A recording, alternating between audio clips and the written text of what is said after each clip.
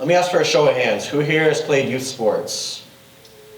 All right, most everybody. I did cross country in middle school at that point. And out of those who raised their hand, who here remembers most of the coaches, if not all of them, that they had when they were a kid?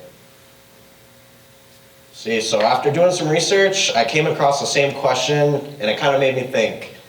And I realized that all the coaches that I've had playing basketball, baseball, football these years have made me who I am today and had a lasting impact on me. So for my senior project, I wanted to give back to a sport that I really love and coach youth basketball.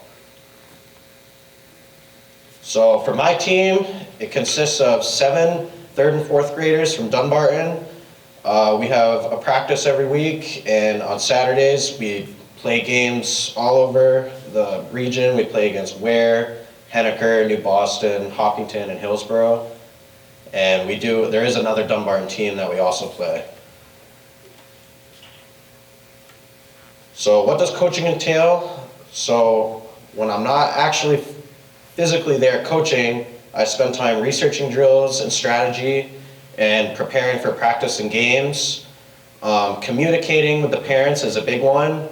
A lot of emails going back and forth all week about practice times, game times, schedule changes. There's been some winter weather that we had to work around. And another big part of coaching that it took me a while to figure out, but I'm getting the hang of it, is learning how your players learn. It's very important to figure out how your players learn, and everyone learns differently. Some coaching strategies are more effective for some players than they are others. So for practice, like I said before, I did a lot of research and found great drills that are more basic so the kids have a good understanding of the sport. I found a good website, and it told me about emphasis in coaching, which is very important, especially for younger kids. When you emphasize something and you want them to do it, you gotta make sure you really say, like, I want you to rebound, or I want you to hustle. And those are some of the things I really made sure to emphasize, was aggressive rebounding, good, strong passes, and always hustling, even if we're losing. During the games, I would create offensive and defensive strategy. We started with a man defense at the beginning of the season, and that hasn't worked out that well. So we switched over to a zone defense and found more success. At this age, the league, when I had a meeting at the beginning of the season, they told us that it's very important to make sure the kids play equally.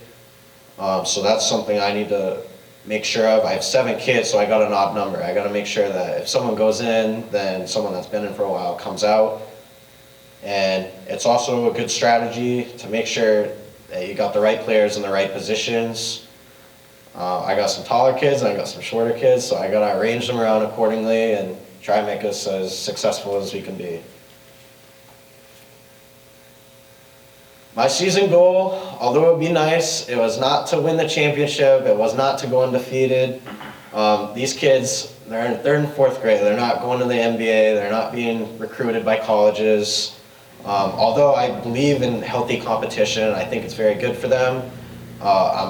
My focus was much more on developing them and just having fun. If you let the kids have a good time and they have a good experience and they learn something out of it, then they'll be coming back in the future and continue to play and grow their skills, and as they get older, maybe they will get to a more competitive level.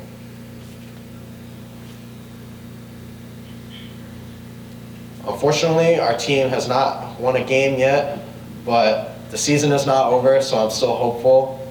My goal has been met, and I have seen a tremendous amount of growth in each and every one of my players from the start of the season to the finish. The kids are having a great time, and they've learned a lot about basketball, and I've seen every single one of their skills improve throughout the course of the season. After being a player all these years, I was surprised to see how much goes into coaching. I have a new respect for all the coaches I've had over the years and what they do to make the team successful and to make the players happy and have a good time. Nevertheless, I had a great time coaching these guys. I still got about 2 months left in the season, so I'm excited to continue working with them and hopefully hopefully we can get some wins under our belt and move forward a stronger team. I'd like to thank Will Johnson, the director of Dunbarton Rec, and he's been very helpful. He's reached out to me and just been all ears with any questions I have about kind of logistics of coaching. All the parents have been great. They're all very eager to send me pictures of the boys for the presentation. And that's all I got. Thank you very much.